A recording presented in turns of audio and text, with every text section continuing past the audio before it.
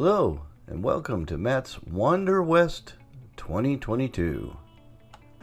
This is Todd, and I thought I'd make some quick videos as we trek along. Now, we've already gone up 395 and met, and heading out to the wild ride. In the background, seeing the beautiful Sierras. And Matt showing off some of his skills taking pictures while riding. It was unbelievable, and we're going to get into a lot more of that later. As you can see, he continues on, probably never looking at his GPS. I've always called Matt the human GPS for a reason. He seems to know every road you want to take. Well, we cruised along and had some fantastic views. Here we are coming into the Alabama Hills. Although this isn't a very long road, I let it run because, well, I've never seen the Alabama Hills, and I was amazed.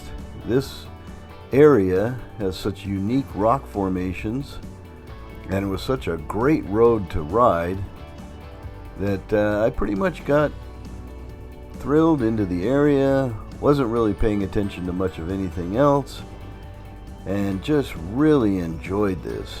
So I'm going to shut up for a minute and let you just enjoy this part of the ride.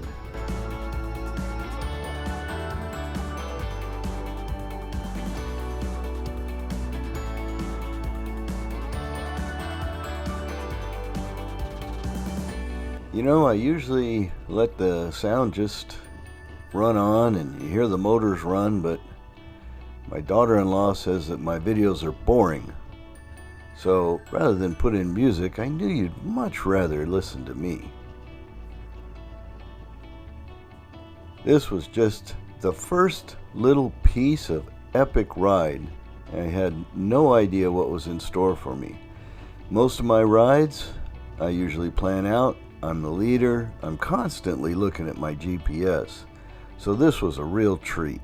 Being escorted through, all I needed to do was keep up and follow, which sometimes on this ride wasn't that easy.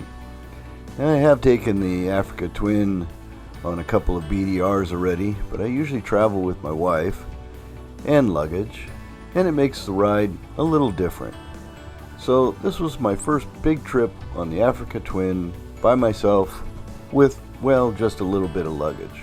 As you can see, I way overpacked. But I wasn't exactly sure what Matt's ride had intended for us, so being the old Boy Scout I am, I packed a little bit extra. Don't like to run out of food, don't like to be cold. So to me, I was still 100 pounds light.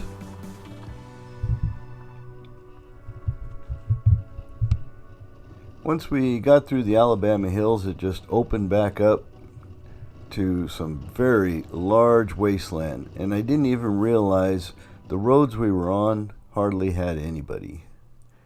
We came into the petroglyphs, and first time I'd ever seen those either. So I grabbed my helmet and thought I'd scan around a little bit. Unfortunately, a lot of the petroglyphs were far too new. There were pictures of jeeps, fish, and not a lot of wildlife, but you could tell some of the real petroglyph part and some of the part that the kids just scribbled on over the years. Even though it's fenced off, yeah, the little idiots still had to do it.